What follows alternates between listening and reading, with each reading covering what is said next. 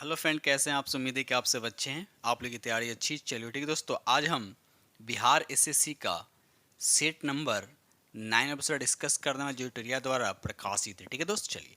और इसमें हम आप लोग के साथ 75 क्वेश्चन डिस्कस करेंगे।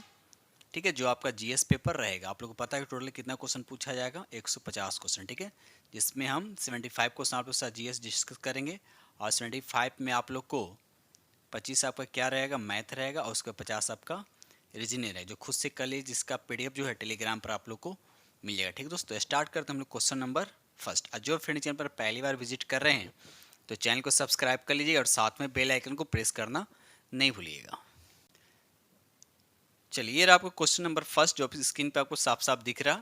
क्वेश्चन नंबर फर्स्ट कहता है, निम्न में से किस अधिनियम द्वारा केंद्रीय बजट को राज्य बजट से अलग किया गया था?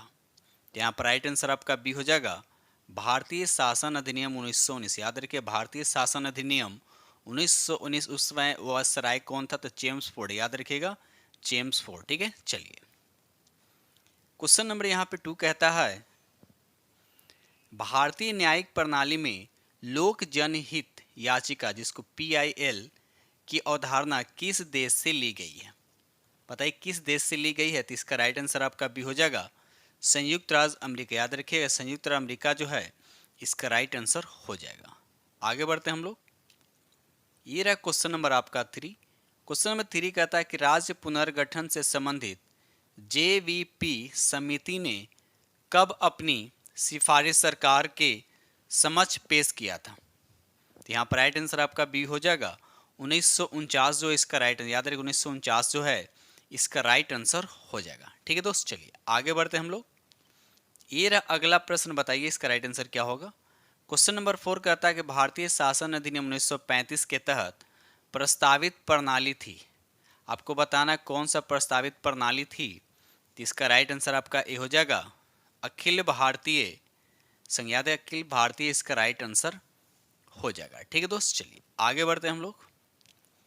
चलिए, ये आपको बताने यहाँ पर 4 स्टेटमेंट दे रखा है। ठीक है, आपको बताने कौन सा स्टेटमेंट जो है आपका सही है। ठीक है, चलिए क्वेश्चन नंबर यहाँ पे कहता है 5 कि सरकारी आयोग के गठित हुआ था, तो कह रहा है कि समीक्षा के लिए क्या होना चाहिए? तो यहाँ पर राइट आंसर आपका 4 होगा, यानी संघ और राज्य के मध्य संबंध की। तो इसका राइट आंसर आपका यहाँ पर 4 हो जाएगा। ठीक है, चलिए आगे बढ़ते हम लोग अगले प्रश्न की तरफ। चलिए अगला प्रश्न बताइए। यहाँ पर उसी तरह का क्वेश्चन दे रखा है, थोड़ा सा इसको छोटा कर दिया। चलिए बताइए यहाँ पर क्वेश्चन नंबर 6। क्वेश्चन नंबर 6 कहता है कि भारतीय संविधान में महान्यायवादी के संदर्भ में, देखिए महान्यायवादी की बात किया जा रहा है, इसके संदर्भ में कौन सा कथन आपका स्टेटमेंट जो है आपका सही है, ये बताना है। ठीक है, तो पहला लिखा है कि संविधान के अनुच्छेद 76 के अंतर्गत इसके पद का सृजन किया गया। तो ये स्टेटमेंट आपका बिल्कुल सही है। ठीक है, उसके बाद कहता है कि वह बिना सरकार की अनुमति के किसी आपराधिक मामले में व्यक्ति का बचाव नहीं कर सकता। तो भी आपका स्टेटमेंट आपका क्या है, सही है। उसके बाद यहाँ पर दे रहा है कि वह संसद की संयुक्त बैठक में भाग लिख सकता है एवं अपना मत भी दे सकता है। ये गलत है, मत नहीं दे सकता। भाग तो लिख सकता है, लेकिन बोल भी सकता है, लेकिन मत देने का अधिकार नहीं है। तो ये यहाँ पर ये जो लिखा हुआ ये गलत है, यानी ये आपका स्टेटमेंट जो होगी आपका गलत, यानी 1 और 2 आपका क्या है, सही है। अब देखिए अनुच्छेद 76 में तो भाग आपसे पूछेगा, तो साथ साथ भाग भी याद रखिए। तो भाग किस में है? तो भाग 5 में भी याद रखिएगा। ठीक है, चलिए तो 1 और 2 सही। तो देखते हैं 1 और 2 किस ऑप्शन में है। तो यहाँ पर राइट आंसर आपका सी हो जाएगा। क्वेश्चन नंबर यहाँ पे 7 कहता है, पंचायती राज संस्थाओं में आरक्षण संबंधी प्रावधान की चर्चा किस अनुच्छेद के तहत की गई है? बताइए किस अनुच्छेद के तहत की गई?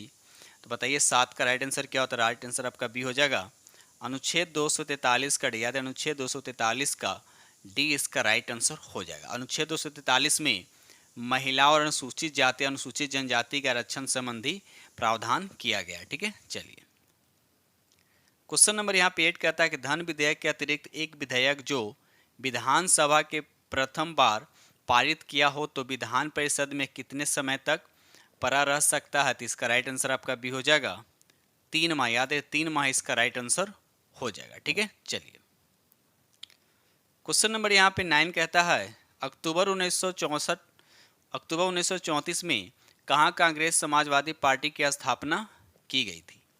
तो यहाँ पर राइट आंसर आपका सी हो जाएगा, यानी पटना में। 9 का राइट आंसर आपका क्या हो जाएगा, पटना इसका राइट आंसर हो जाएगा। ठीक है, चलिए आगे बढ़ते हम लोग अगले प्रश्न की तरफ। ये रहा अगला प्रश्न, क्वेश्चन नंबर यहाँ पे 10 कहता है कि रेड क्लिफ समिति किसके लिए नियुक्त की गई थी। रेड क्लिफ समिति जो है किसके लिए नियुक्त की गई थी, तो इसका राइट आंसर आपका डी हो जाएगा, भारत और पाकिस्तान के बीच सीमाओं को निर्धारित करने के लिए। तो राइट आंसर आपका यहाँ पे डी हो जाएगा। ठीक है दोस्त, चलिए आगे बढ़ते हैं हम लोग। ये रहा अगला प्रश्न, क्वेश्चन नंबर यहाँ पे 11 कहता है guilty man of India's partition पुस्तक किसने लिखी थी। बताइए किसने लिखी है। तो यहाँ पर राइट आंसर आपका डी हो जाएगा, राम मनोहर लोहिया। देखिए राम मनोहर लोहिया जो है इसका राइट आंसर हो जाएगा। और गिल्टी मैन ऑफ इंडिया जो पार्टीशन जो है इसको प्रकाशित कब किया था, तो 1960 में, 1960 में इसको प्रकाशित किया गया था। ये रहा क्वेश्चन नंबर आपका 12 कहता है किस वर्ष दास्ता को अपराध घोषित किया गया था। तो यहाँ पर राइट आंसर आपका ए हो जाएगा 1860 में। 1860 जो है इसका राइट आंसर हो जाएगा। ठीक है, चलिए आगे बढ़ते हैं। क्वेश्चन नंबर 13 कहता है कांग्रेस के किस स्थान पर हुए अधिवेशन में गोपाल कृष्ण गोखले को विपक्ष नेता की उपाधि दी गई थी। बताना है किस अधिवेशन में, आपको बताना है कौन अधिवेशन हुआ था। तो यहाँ पर राइट आंसर आपका सी हो जाएगा, बनारस। याद रखिएगा बनारस एक कौन सा अधिवेशन था, 21वां अधिवेशन था, ये भी याद रखिएगा। 21वां अधिवेशन और कब हुआ था, 1905 में। ठीक है, चलिए क्वेश्चन नंबर यहाँ पर 14 कहता है कि गांधी जी द्वारा रॉलेट एक्ट के विरोध में कब पूरे देश में हड़ताल का आयोजन किया गया था। तो बताइए इसका राइट आंसर क्या होगा। तो राइट आंसर इसका फर्स्ट हो जाएगा 6 अप्रैल 1919 को। याद रखिए 6 अप्रैल 1919 को किया गया था। ठीक है, चलिए आगे बढ़ते हम लोग अगले प्रश्न की तरफ। क्वेश्चन नंबर यहाँ पे 15 कहता है कि भारत सरकार अधिनियम 1935 को गुलामी का अधिकार पत्र किसने कहा था। बताइए इसका राइट आंसर क्या होगा। तो इसका राइट आंसर आपका डी हो जाएगा, जवाहरलाल नेहरू ने कहा था। याद रखिए जवाहरलाल नेहरू ने कहा था। ठीक है, चलिए आगे बढ़ते हैं हम लोग। ये रहा क्वेश्चन नंबर आपका 16 कहता है बिहार में लोटा विद्रोह। ये बहुत बार एग्जाम में पूछा गया, याद है बीबीआई क्वेश्चन, याद रखिएगा। बिहार में लोटा विद्रोह जो कब हुआ था, 1856 में, किस स्थान पर हुआ था। तो इसका संबंध जो मुजफ्फरपुर से, याद रखिएगा मुजफ्फरपुर से। तो लोटा विद्रोह है क्या, यहाँ जेल के कैदियों को पीतल के लोटा के स्थान पर मिट्टी का लोटा दिए जाने का विरोध किया जाता है। इसका राइट आंसर हो जाएगा। ठीक है, चलिए क्वेश्चन नंबर यहाँ पर 17 कहता है कि अकबर के शासनकाल में बिहार कितने सरकारों में यानी कितने सूबों में विभाजित हुआ था। तो भी याद रखिएगा इसको 7 सूबों में विभाजित कर दिया गया था। ठीक है, और साथ साथ ये भी याद रखिएगा कि मुगल शासक अकबर जो है ये बिहार पर आक्रमण कब किया था, तो 1574 में। याद है 1574 इसका राइट आंसर हो जाएगा। ये रहा अगला प्रश्न, देखिए क्वेश्चन नंबर यहाँ पे 18 कहता है संतलत काल में मंत्रिपरिषद को क्या कहा जाता था। संतलत काल में मंत्रिपरिषद को क्या कहा जाता था। तो इसका राइट आंसर आपका भी हो जाएगा मजलिस ए खलवत। मजलिस ए खलवत कहा जाता था, याद रखिएगा। उसके बाद यहाँ लिखा मजलिस ए खास। मजलिस ए खास किसको कहा जाता था, तो याद रखिएगा मजलिस ए खास किसको कहा जाता था, जहाँ इसकी बैठक होती थी। मजलिस एक खास, मजलिस एक खलवत की जहाँ बैठक होती थी उसे कहा जाता, मजलिस एक खास कहा जाता। ठीक है, याद रखिएगा। चलिए आगे बढ़ते हम लोग अगले प्रश्न की तरफ। क्वेश्चन नंबर यहाँ पे 19 कहता है निम्नलिखित में से ऋग्वेद काल के किस नदी को हिरण्यनी कहा गया है। तो यहाँ पर राइट आंसर आपका भी हो जाएगा सिंधु नदी को। राइट आंसर क्या हो जाएगा, सिंधु नदी इसका राइट आंसर हो जाएगा। साथ साथ ये भी याद रखिएगा यहाँ पर देखिए ऋग्वेद काल की बात किया तो उस समय सबसे पवित्र नदी किसको माना गया था, तो सरस्वती को भी साथ साथ याद रखिएगा। क्वेश्चन नंबर यहाँ पे 20 कहता है कि भगवान महावीर का प्रथम अनुयायी कौन था। तो इसका राइट आंसर आपका सी हो जाएगा, यानी जामिल। 20 का राइट आंसर क्या हो जाएगा, जामिल। जो जामिल कौन था, उसका दामाद है, भी याद रखिए। जामिल कौन था, महावीर स्वामी का दामाद था, भी याद रखिएगा साथ साथ। ठीक है, और महावीर की बात हो रहा है तो ये महावीर कौन से नंबर के तीर्थक थे, तो 24वें नंबर के, या अंतिम बोल सकते हैं। ठीक है, इनका जन्म कब हुआ था, तो 540 ईस्वी पूर्व में। कहाँ हुआ था, तो वैशाली में। क्वेश्चन नंबर यहाँ पर 21 का था, जब ग्रीनविच में दोपहर का 1 बजा तो उस समय भारत का मानक समय क्या हो। देखिए ग्रीनविच से भारत 5.5 घंटा आगे है, तो 1 बजा तो 1 में जो यानी 6:30 बजेगा, कितना बजेगा 6:30 बजेगा, शाम हो जाएगा। ठीक है, तो यहाँ पर देखिए कितना लिखा 6:30 क्या लिखा हुआ है, यहाँ राइट आंसर आपका डी, यानी शाम के 6:30 बजेंगे, राइट आंसर आपका डी हो जाएगा। ठीक है, चलिए आगे बढ़ते हम लोग अगले प्रश्न की तरफ। क्वेश्चन नंबर यहाँ पर 22 कहता है, पृथ्वी अपने कक्ष में सूर्य की निकटतम दूरी को कहते हैं, सबसे निकटतम दूरी को क्या कहते हैं, उसको उपसौर बोलते हैं। क्या बोलते हैं, उपसौर बोलते हैं। उपसौर कब होता है, 3 जनवरी का। एक होता है अपसौर, अपसौर क्या होता है, ये होता है 4 जुलाई का होता है, जो क्या होता है, पृथ्वी जो अपने कक्ष में सूर्य से अधिकतम दूरी पे होता है, भी याद रखिएगा। ठीक है, चलिए क्वेश्चन नंबर यहाँ पे 23 कहता है कि दक्षिण भारत का सर्वोच्च शिखर का नाम क्या है। तो यहाँ पर राइट आंसर आपका डी हो जाएगा, अनाईमुडी। याद रखिए अनाईमुडी इसका राइट आंसर हो जाएगा। इसे दक्षिण का हिमालय भी कहा था, साथ साथ ये भी याद रखिएगा। ठीक है, चलिए क्वेश्चन नंबर यहाँ पे 24 कहता है, निम्नलिखित में से कौन सी नदी भ्रंश घाटी से प्रवाहित होती है। तो जो भी भ्रंश घाटी से प्रवाहित होती है तो सब क्या होता है, वो अरब सागर या खंबात की खाड़ी यहाँ बोल सकते हैं। तो यहाँ पर राइट आंसर आपका क्या हो जाएगा, नर्मदा इसका राइट आंसर। साथ साथ एक तापी नदी, वो भी याद रखिएगा, ये भी क्या आपका भ्रंश घाटी से होकर प्रवाहित होती है। तो यहाँ पर अगर तापी होता तो दोनों होता, तो यहाँ पर राइट आंसर आपका तापी नहीं, तो यहाँ पर राइट आंसर आपका सिर्फ नर्मदा हो जाएगा। ठीक है, चलिए आगे बढ़ते हम लोग अगले प्रश्न की तरफ। चलिए क्वेश्चन नंबर यहाँ पे 25 कहता है, देखिए सूची 1 को सूची 2 से आपको क्या करना है, मिलान करना है। एक समुद्री धारा दे रखा है, उसके बाद महासागर दे रखा है। ठीक है, तो यहाँ पहला लिखा अलगुल हास धारा। अलगुल हास धारा किस में, कहाँ प्रवाहित होता है, तो हिंद में, यानी ए का हो जाएगा आपका 1 हो जाएगा। एल नीनो धारा, एल नीनो धारा की बात करते हैं दक्षिणी प्रशांत में हो जाएगा, यानी बी का हो जाएगा आपका 4 हो जाएगा, बी का 4 हो जाएगा। उसके बाद क्यूरोसियो धारा दे रखा, तो क्यूरोसियो धारा हो जाएगा उत्तरी प्रशांत में हो जाएगा, यानी सी का हो जाएगा आपका 3। तो 1 4 3, तो 1 4 3 देखिए आपका सी दिख रहा है यहाँ पर, देखिए 1 4 3, उसके बाद 2 हो जाएगा। थोड़ा सुपर कर देता हूँ। ठीक है, देखिए राइट आंसर आपका यहाँ पर क्या हो जाएगा, सी हो जाएगा। 1 4 3 उसके बाद हो जाएगा आपका 2, बेन्युकुला क्या हो जाएगा आपका 2 हो जाएगा। ठीक है, चलिए ये रहा अगला प्रश्न। क्वेश्चन नंबर यहाँ पे 26 कहता है कि बुशमैन जनजाति पाए जाते हैं। तो बुशमैन जनजाति कहाँ पाए जाते हैं, याद रखिएगा ये कालाहारी रेगिस्तान में। याद रखिए कहाँ पाया जाता है, कालाहारी रेगिस्तान में पाया जाता है। एक कभी कभी पूछ देता है खिरगिज, खिरगिज जो है ये जनजाति कहाँ पर, ये मध्य एशिया में पाया जाता है। एक कभी कभी बोडो पूछा जाता है, बोडो जनजाति कहाँ थी, ये ब्राजील में पाया जाता है, ये भी याद रखिएगा।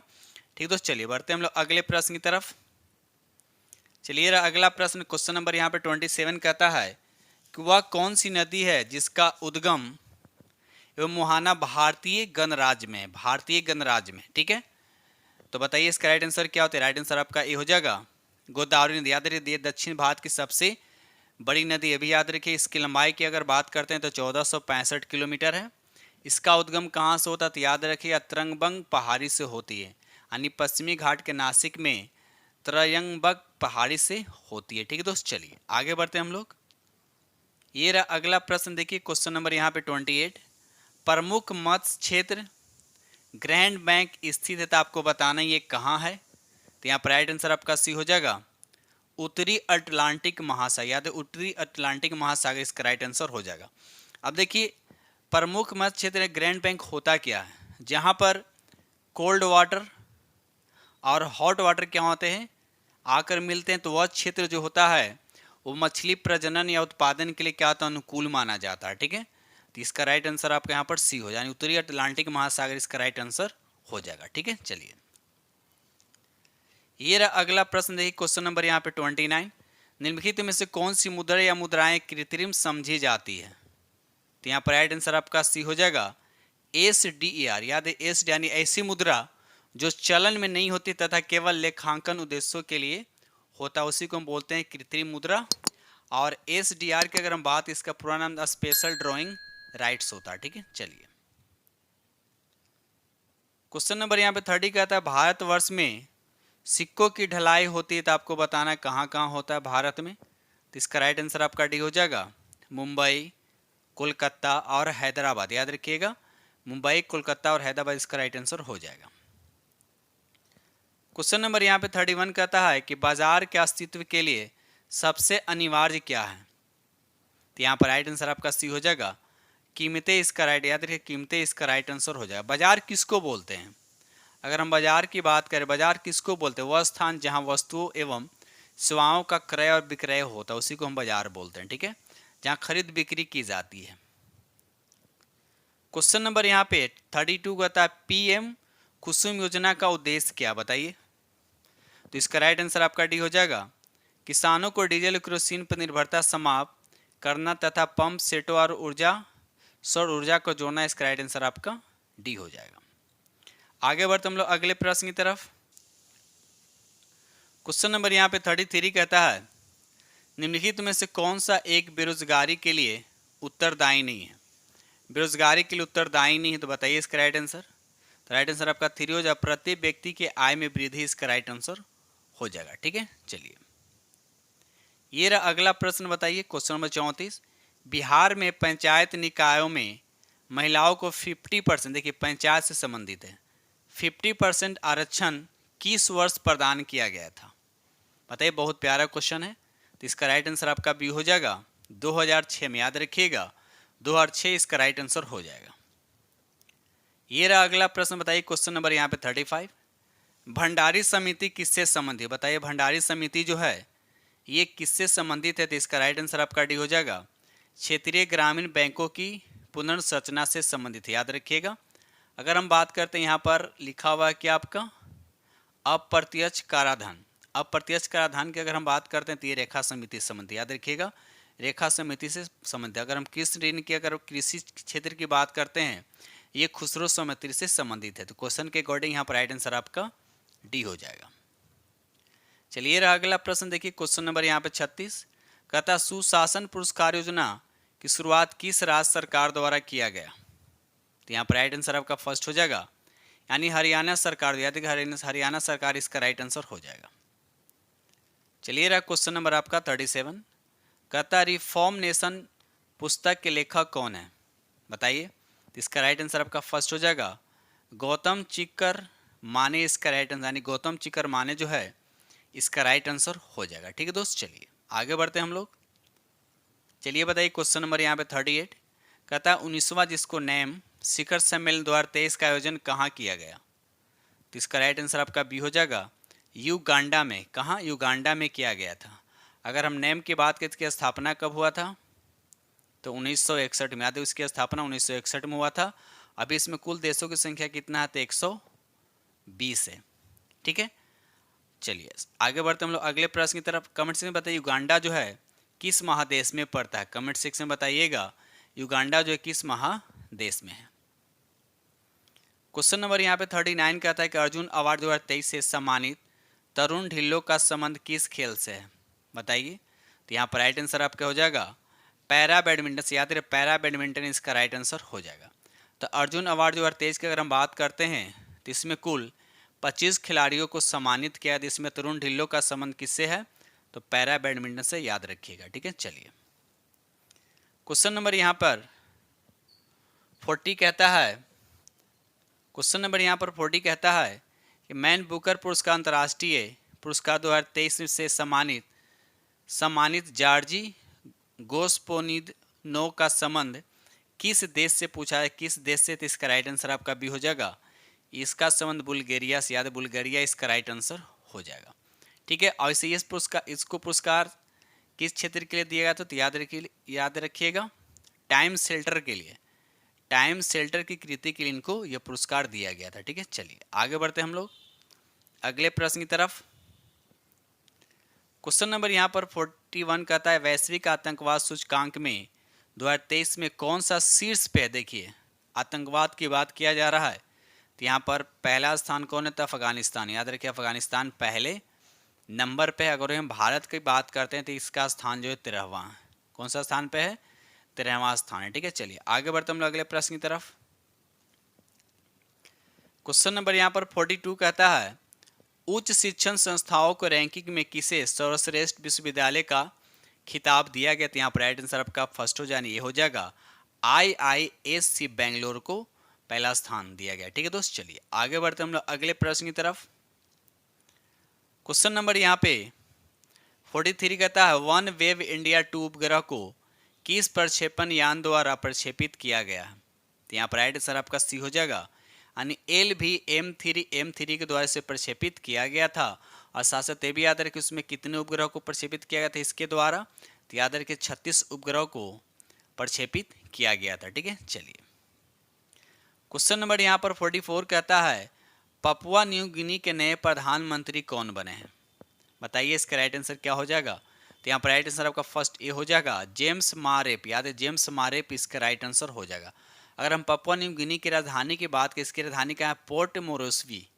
पोर्ट मोरोस्वी इसकी राजधानी। इसके मुद्रा की बात करें तो कीना, इसका मुद्रा का नाम क्या है कीना। ठीक है, चलिए आगे बढ़ते हैं हम लोग।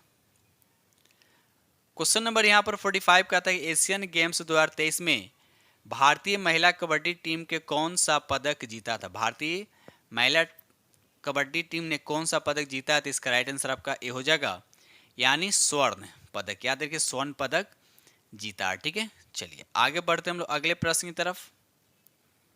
क्वेश्चन नंबर यहाँ 46 कहता है कि चंद्रमा पर सॉफ्ट लैंडिंग करने वाला भारत विश्व का कौन सा देश बन गया। देखिए कौन सा इसका पोजीशन याद रखिएगा, हमेशा चौथा स्थान बन गया। याद रखिए चौथा स्थान बन गया। ठीक है दोस्त, चलिए आगे बढ़ते हैं हम लोग अगले प्रश्न की तरफ। ये रहा अगला प्रश्न। क्वेश्चन नंबर यहाँ 47 कहता है कि पर्यावरण शब्द की उत्पत्ति किस भाषा से हुई है। बताइए किस भाषा से इसकी उत्पत्ति हुई है। तो इसका राइट आंसर आपका डी होगा, इसका उत्पत्ति जो हुआ फ्रेंच भाषा से। याद रखिएगा फ्रेंच भाषा से इसकी उत्पत्ति हुई है। क्वेश्चन नंबर 48 कहता है कि निम्न में कौन कृष्णा नदी की सहायक नदी नहीं है। यानी इसमें कृष्णा नदी की सहायक नदी कौन नहीं है। तो यहाँ पर राइट आंसर आपका बी हो जाएगा वर्धा जो है ये कृष्णा नदी की सहायक नदी नहीं, बाकी पंचगंगा, घाट प्रभा और कोयना जो है ये कृष्णा नदी की सहायक नदी है। अगर हम वर्धा की बात करें तो वर्धा एक होता है तुंगभद्रा, ये दोनों जो है गोदावरी नदी की सहायक। याद रखिए वर्धा और तुंगभद्रा नदी जो है ये गोदावरी नदी की सहायक नदी है। ठीक है, चलिए क्वेश्चन नंबर यहाँ 49 कहते हैं निम्नलिखित में कहाँ सदाबहार वन पाए जाते हैं। बिल्कुल जी प्रश्न बताइए निम्नलिखित में कहाँ सदाबहार वन पाए जाते हैं। तो इसका राइट आंसर आपका सी हो जाए पश्चिमी घाट। याद रखिए पश्चिमी घाट जो है इसका राइट आंसर हो जाएगा। ठीक है, और पश्चिमी घाट जिसको बोलते हैं उष्णकटिबंधीय सदाबहार वन का विस्तार पश्चिमी घाट, उत्तर पूर्वी भारत, अंडमान निकोबार द्वीप समूह। आइए इससे सबसे ज़्यादा बारिश होता है 200 सेंटीमीटर से अधिक औसत वार्षिक वर्षा क्षेत्र पाया जाता है। और कहाँ कहाँ पाया जाता है अभी हमने जो बोला पश्चिमी घाट, उत्तर पूर्वी भारत, अंडमान निकोबार में लगभग 200 सेंटीमीटर बारिश होता है। ठीक है, चलिए आगे बढ़ते हैं हम लोग। क्वेश्चन नंबर यहाँ पर 50 कहता है लिवेरोस शब्द का संबंध किस खेल से। लिवेरोस शब्द का संबंध किस खेल से। तो इसका राइट आंसर आपका सी हो जाएगा, इसका संबंध वॉलीबॉल से। किससे है वॉलीबॉल से, याद रखिएगा। ठीक है, चलिए आगे बढ़ते हम लोग अगले प्रश्न की तरफ। ये रहा क्वेश्चन नंबर आपका 51 कहता है कि नमक और रेत के मिश्रण से नमक को अलग करने का सही क्रम कौन सा है। तो यहाँ पर राइट आंसर आपका हो जाएगा घुलाना, उसके बाद निस्पंदन, उसके बाद वाष्पीकरण। ठीक है, तो यहाँ पर राइट आंसर आपका क्या हो जाएगा ए हो, जिसको बोलते हैं डिजोल्विंग, उसके बाद फिल्ट्रेशन हो जाएगा और उसके बाद इवेपोरेशन हो जाएगा। ठीक है, चलिए आगे बढ़ते हम लोग अगले प्रश्न की तरफ। क्वेश्चन नंबर यहाँ पे 52 कहता है कि निम्नलिखित में कौन सा विटामिन हमारे शरीर में सूर्य की किरणों की सहायता से संश्लेषित होता है। बिल्कुल इजी प्रश्न है। तो इसका राइट आंसर आपका ए हो जाए विटामिन डी। याद रखिएगा विटामिन इसलिए इसे सनशाइन विटामिन भी कहा जाता है। यह शरीर में कैल्शियम और फॉस्फेट की मात्रा को क्या करता है कंट्रोल करने में हेल्प करता है। क्वेश्चन नंबर यहाँ 53 कहता है कि स्टिल्ट रूट्स मौजूद होते हैं तो किसमें मौजूद होते हैं। इसका राइट आंसर आपका सी हो जाएगा गन्ना और मक्का में। इसका राइट आंसर आपका सी यानी गन्ना और मक्का में होता है। ठीक है, चलिए क्वेश्चन नंबर यहाँ 54 कहता है कि एक आवेशित चालक पर आवेश होता है कहाँ होता है बाहरी सतह, मध्य बिंदु, भीतरी सतह और आसपास। बताइए तो याद रखिए हमेशा एक आवेशी चालक पर जो चार्ज होते हैं हमेशा आउटर सरफेस पे होता है, यानी बाहरी सतह पे होता है। तो राइट आंसर आपका ए हो जाएगा। ठीक है, चलिए क्वेश्चन नंबर यहाँ 55 कहता है कि स्वपोषी में आंतरिक कोशिकीय ऊर्जा किस रूप में संग्रहित होती है। तो इसका राइट आंसर आपका सी हो जाएगा। ये स्टार्च के रूप में, याद रहे 55 का राइट आंसर आपका सी यानी स्टार्च के रूप में होता है। राइट आंसर आपका सी हो जाएगा। क्वेश्चन नंबर यहाँ 56 कहता है निम्नलिखित में से कौन ईस्ट द्वारा अवायवीय श्वसन उत्पाद है। तो यहाँ पर राइट आंसर आपका सी हो जाएगा। कार्बन डाइऑक्साइड, शराब और ऊर्जा। याद रहे कार्बन डाइऑक्साइड, शराब और ऊर्जा जो है इसका राइट आंसर हो जाएगा। ठीक है, चलिए आगे बढ़ते हम लोग अगले प्रश्न की तरफ। क्वेश्चन नंबर यहाँ पे 57 कहता है इनमें से कौन परागन को संदर्भित करता है, बताइए। तो यहाँ पर राइट आंसर आपका सी हो जाएगा। पराग कोश से वर्तिकाग्र में पराग का स्थानांतरण इसका राइट आंसर हो जाएगा। ठीक है दोस्त, चलिए आगे बढ़ते हम लोग अगले प्रश्न की तरफ। चलिए ये रहा क्वेश्चन आपका। क्वेश्चन नंबर 58 कहता है क्लिनिकल थर्मामीटर की सीमा, इसका रेंज पूछा जा रहा है कितना से कितना होता है। तो जाहिर सी बात है क्लिनिकल थर्मामीटर का मतलब क्या, बॉडी का टेम्परेचर, ह्यूमन बॉडी का टेम्परेचर को जनरली मेजर किया जाता है। तो यहाँ पर राइट आंसर आपका हो यानी 35 से 42 डिग्री इसका रेंज होता है। और हम लेबोरेटरी थर्मामीटर की बात करें तो होता है -10 डिग्री सेल्सियस से 110 होता है। ठीक है, चलिए आगे बढ़ते हैं हम लोग। क्वेश्चन नंबर यहाँ 59 कहता है गैसों के अणुओं की गतिज ऊर्जा बढ़ जाती है। कैसे बढ़ जाती है, तो टेम्परेचर को जब हम बढ़ाएंगे तो उसका गतिज ऊर्जा क्या हो जाता है, बढ़ जाए। क्योंकि टेम्परेचर बढ़ाने से क्या होता है, जो कण होते हैं ना उसकी गति बढ़ जाती है, इसीलिए क्या होता है, गतिज ऊर्जा क्या हो जाता है, बढ़ जाता है। ठीक है, चलिए ये रहा अगला प्रश्न। देखिए क्वेश्चन नंबर यहाँ पर 60। इलेक्ट्रिक हीटर परिवर्तित करते हैं। हीटर का काम क्या, जब उसको हम इलेक्ट्रिसिटी देते हैं तो हीट में कन्वर्ट करता है। ठीक है ना। तो बताइए 60 का राइट आंसर क्या होगा। तो जब विद्युत ऊर्जा को क्या करता है, ऊष्मीय ऊर्जा यानी हीट ऊर्जा में क्या करता है, कन्वर्ट करता है। तो राइट आंसर आपका यहाँ पर डी हो जाएगा। ठीक है, चलिए ये रहा अगला प्रश्न। देखिए क्वेश्चन नंबर यहाँ पे 61।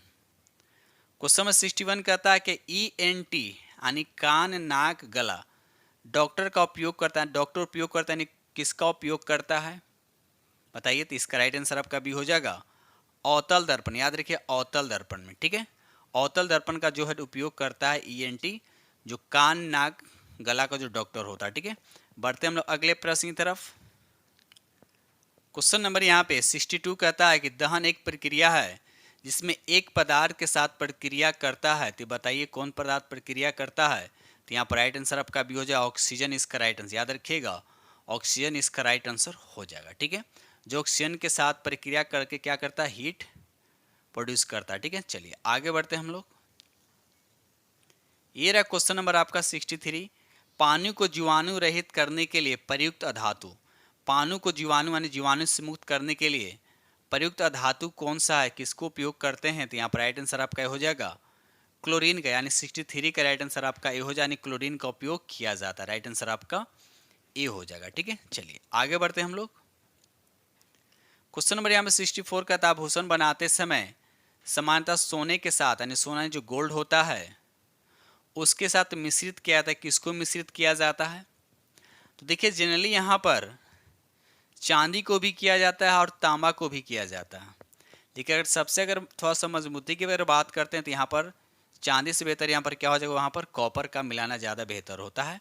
तो यहाँ पर राइट आंसर आपका बी हो जाएगा। ठीक है, चलिए आगे बढ़ते हैं हम लोग। क्वेश्चन नंबर यहाँ पर 65 कहता है बोतल और जार बनाने के लिए प्रयुक्त कांच जैसे सामग्री को बदलने के लिए किस प्लास्टिक का उपयोग किया जाता है। तो यहाँ पर राइट आंसर आपका ये हो जाएगा पॉलीएथिलीन ट्रेफ्थेलेट यानी PET का उपयोग किया जाता है। राइट आंसर आपका यहाँ पर ए हो जाएगा। ठीक है, चलिए ये रहा अगला प्रश्न। देखिए क्वेश्चन नंबर यहाँ पर 66। किसी ध्वनि की पिच को किसके द्वारा मापा जाता है, किसी ध्वनि की पिच को किसके द्वारा मापा जाता है। तो इसकी राइट आंसर आपका हो जाए आवृत्ति यानी फ्रीक्वेंसी के द्वारा, यानी फ्रीक्वेंसी के द्वारा उसके पिच को, आवृत्ति को मापा जाता है। ठीक है, और साथ साथ ये भी याद रखिएगा उच्च आवृत्ति वाले ध्वनि की पिच क्या होता है, उच्च होता है। क्या होता है, उच्च होता है। और जिसकी फ्रीक्वेंसी कम होता है उसका पिच भी क्या होता है, कम होता है। इसीलिए बॉय का क्या होता है, पिच क्या होता है, फ्रीक्वेंसी कम होती है, इसके पिच भी क्या होता है, कम होता है, इसीलिए आवाज़ क्या होता है, मोटा होता है। ठीक है, लेकिन गर्ल्स जो होते हैं, वोमेन जो होते हैं, उसका पिच क्या होता है, ज़्यादा होता है, इसलिए की आवाज़ क्या होता है, महीन यानी पतीली होती है, यानी श्रील होता है। ठीक है, याद रखिएगा। क्वेश्चन नंबर यहाँ पर 67 कहता है निम्नलिखित में कौन रक्त संचरण में मदद करता है। तो यहाँ पर राइट आंसर आपका हो जाएगा इरिथ्रोसाइड। इसका राइट आंसर क्या हो, इथ्रोसाइड इसका राइट आंसर हो जाएगा। इथ्रोसाइड का काम क्या है, ये फेफड़े से ऑक्सीजन को शरीर के विभिन्न भागों में और कार्बन डाइऑक्साइड को उत्तक से फेफड़े, मानी कहने का मतलब फेफड़ों से ऑक्सीजन को सभी भागों में पहुंचाना और कार्बन डाइऑक्साइड को उत्तक से फेफड़ों में लाने का कार्य इथ्रोसाइड करता है। राइट आंसर आपका यहाँ पे ए हो जाएगा। ठीक है, अब एक होता है हीमोग्लोबिन। एक क्या होता है, हेमोग्लोबिन होता है। ये क्या एक तरह का प्रोटीन होता है जो फेफड़ों से ऑक्सीजन को हमारे शरीर के सभी भागों में पहुंचाता है, भी याद रखिएगा। क्वेश्चन नंबर यहाँ पर 68 कहता है इनमें कौन बल की इकाई, यानी इसमें कौन जो बल का यूनिट नहीं है। तो यहाँ पर जूल जो है बल का यूनिट नहीं, बाकी पौंड हो गया, डाइन हो गया, न्यूटन जो हो गया, ये तीनों जो है बल का इकाई, लेकिन जूल जो है ये वर्क या एनर्जी बोल सकते हैं, इसका क्या है, यूनिट होता है, याद रखिएगा। ठीक है, और अगर कभी कभी इस एग्जाम में डाइन और ये न्यूटन का रिलेशन पूछता है तो 1 न्यूटन में कितना डाइन होता है, तो 10⁵ डाइन होता है, भी याद रखिएगा। आगे बढ़ते हम लोग अगले प्रश्न की तरफ। क्वेश्चन नंबर यहाँ पे 69 कहता है कि 1 मीटर का 10 लाखवां भाग कर, 1 मीटर का 10 लाखवां भाग का मतलब 10⁻⁻6 की बात किया जा रहा है। इसको क्या बोलते हैं, इसको माइक्रोमीटर कहते हैं। राइट आंसर आपका यहाँ पे 69 का बी हो जाएगा। ठीक है, चलिए क्वेश्चन नंबर यहाँ पे 70 कहते हैं निम्नलिखित में कौन सा एक नाभिक यानी न्यूक्लियस का भाग नहीं है। न्यूक्लियस का भाग नहीं है, तो यहाँ पर राइट आंसर आपका सी हो जाए। सेंट्रोसोम जो है ये न्यूक्लियस का भाग नहीं, याद रखिए न्यूक्लियस का भाग नहीं। सेंट्रोसोम क्या होता है, नाभिक के पास स्थित एक छोटा पिंड है, याद है छोटा पिंड होता है। कोशिका विभाजन में के दौरान सेंट्रोसोम विभाजित होता है, याद रखिएगा, और दोनों भाग विभाजित कोशिका के विपरीत दिशा में चले जाते हैं, याद रखिएगा, यानी सेंट्रोसोम इसका राइट आंसर हो जाएगा। ये रहा अगला प्रश्न, देखिए क्वेश्चन नंबर यहाँ पर 71 कहता है किन रसायनों के जैव आवर्धन से मानव में मिनी माता और इटाई क्या होता है, रोग उत्पन्न होते हैं, बताना। तो मिनी माता किससे होता है, याद रखिए मरकरी से होता है, और इटाई जो रोग है आपका कैडियम से होता है। तो दोनों साथ दे रखा है, इसलिए याद रखिएगा। ठीक है, चलिए आगे बढ़ते। क्वेश्चन बहुत बार एग्जाम में देखने को मिला होगा, और आप लोग एग्जाम देते हो तो आप लोग को समझ में आता होगा कि क्वेश्चन कितने बार रिपीट होते हैं इस तरह के। क्वेश्चन नंबर यहाँ पे 72 कहता है निम्नलिखित में कौन सा रोग वायु द्वारा संचारित होता है।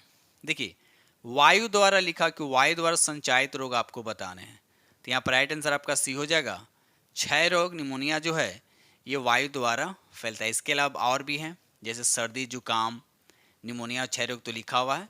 ये सभी जो है क्या होता है, वायु द्वारा प्रसारित यानी फैलाव होता है, इसका संचारित होता है। ठीक है, लेकिन अगर हम बात करते होता है क्या, हैजा, क्या होता है, एक हैजा होता है, एक टाइफाइड होता है। टाइफाइड एकदम आम हो चुका है टाइफाइड, ये जो है जल द्वारा होता है, यानी याद रखिएगा जल जनित रोग है, याद रखिएगा।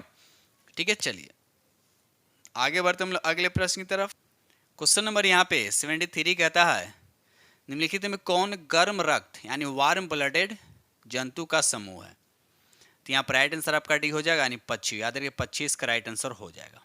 बाकी मछलियाँ, उभयचर, सरीसृप जो है ये ठंडे रक्त जिसको कोल्ड बोलते हैं, कोल्ड ब्लडेड जीव है, याद रखिएगा।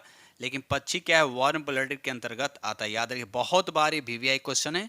ठीक है, एनसीईआरटी यानी आप 9th क्लास का अगर बायोलॉजी पढ़ेंगे तो आप लोग को दिखा होगा ये टॉपिक। ठीक है, चलिए क्वेश्चन नंबर यहाँ पे 74 कहता है कि शरीर का कौन सा अंग ग्रोथ हार्मोन रिलीजिंग फैक्टर पैदा करता है। तो यहाँ पर राइट आंसर आपका बी हो जाएगा, हाइपोथैलेमस, याद रखिए हाइपोथैलेमस इसका राइट आंसर हो जाएगा।